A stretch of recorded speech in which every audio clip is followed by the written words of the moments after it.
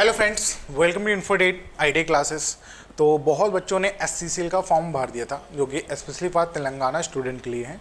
तो उनके लिए 2 मंथ का स्ट्रेटेजी प्लान है जो कि अगर आप फॉलो कर दिया तो आपको 100% जॉब लेने से कोई नहीं रोक सकता। जैसा कि मैंने आपको बैचेस में ऑलरेडी जो बच्चे ज्वाइन हो चुके हैं उनको मैंने बता दिया है कि कैसे क्या आपकी एससीसीएल को लेकर स्ट्रेटजी होनी चाहिए, क्योंकि आप तेलंगाना स्टूडेंट से हैं तो आपके लिए ये बेनिफिट है कि अदर स्टेट के बच्चे नहीं डाल सकते। तो कंपटीशन वैसे ही ऑलरेडी कम है, ये तो आपको भी अच्छे से पता है।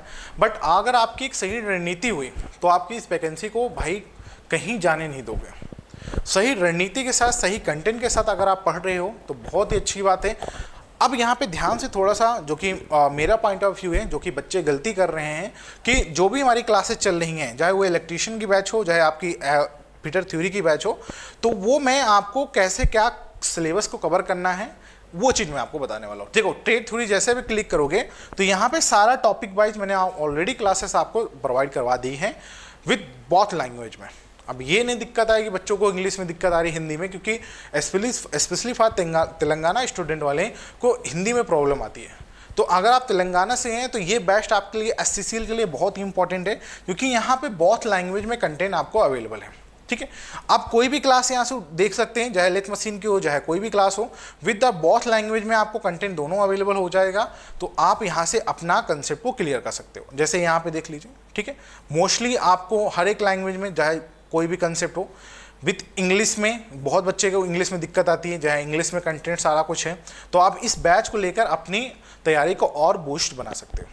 अब बात आती है सर कि बैच तो आपने बता दिया सर कि अब प्लान क्या है। देखो, आपको अगर मैं सिलेबस की बात करूं तो आपको अच्छे से पता है सिलेबस क्या है कि भैया जो कि आपका सिलेबस होने वाला है 70 आपका क्या है और टेट का आने वाला है।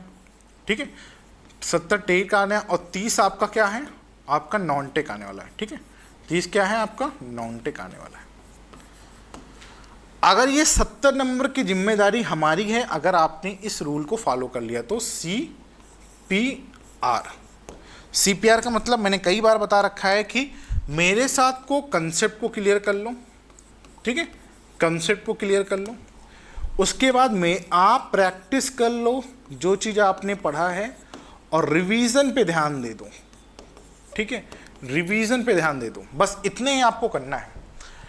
नॉन टेक की बात हुई तो नॉन टेक की सर इसका कंटेंट कहाँ अवेलेबल है, तो मैंने आपको नॉन टेक के बारे में मैंने आपको सारी क्लास डलवा रखी। ऐसा नहीं है कि टेक के बारे में ओनली टेक्निकल डाला रखा है। जब आप इस बैच में आओगे तो यहाँ पे देखोगे नॉन टेक, चाहे वो मैथ की क्लासेस हो, कोई भी क्लास है, परसेंटेज, प्रॉफिट एंड लॉस, टेक्नामेंटी, सब कुछ आपको अवेलेबल है क्लास बहुत लैंग्वेज में। रीजनिंग के क्लास और कुछ इंपॉर्टेंट जो आपकी PDF फाइल होती हैं, इंपॉर्टेंट नोट्स होती हैं, वो चीज़ मैंने आपको करा रखा है। तो आपके पास यार रोड मैप है 2 महीने से लेकर 2.5 महीने तक। तो इस 2 महीने 2.5 महीने जम के मेहनत कर लो। या एससीसीएल के लिए कोई कंपटीशन बहुत ही कम है, और तेलंगाना स्टूडेंट के लिए मैं यही कहना चाहता हूँ कि गलती मत करो आप लोग, क्योंकि जानते हो वैकेंसी वैसे भी कम आती है, मगर आपके स्टेट के आई हैं तो इस वैकेंसी को छोड़ो मत। तो बस इतने ही आपको कहना चाहता हूँ। बाकी तो आप क्लासेस प्रॉपर ले ही रहे हो जो 12 PM पे चल रही है। क्लास जिन बच्चों ने ज्वाइन कर रखा है कमेंट बॉक्स में पिन कर देना, जो कि डाउट सेशन में क्लास आपको कैसी लग रही है, अच्छी लग रही है कि नहीं लग रही है, तो अपना रिव्यू दे सकते हो। धन्यवाद।